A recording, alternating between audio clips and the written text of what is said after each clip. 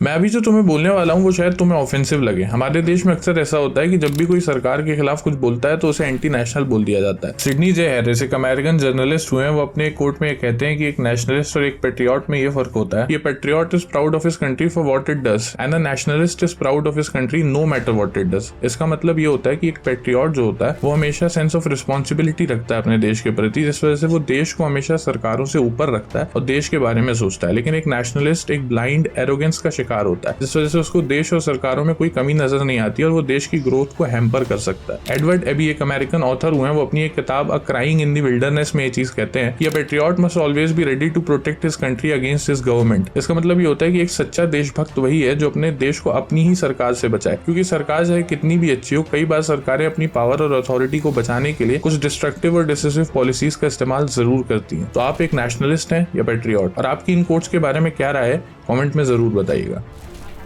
चलेगा, सरकारें आएंगी जाएंगी, पार्टियां बनेगी बिगड़ेंगी, मगर ये देश रहना चाहिए, इस देश का लोकतंत्र अमर रहना चाहिए।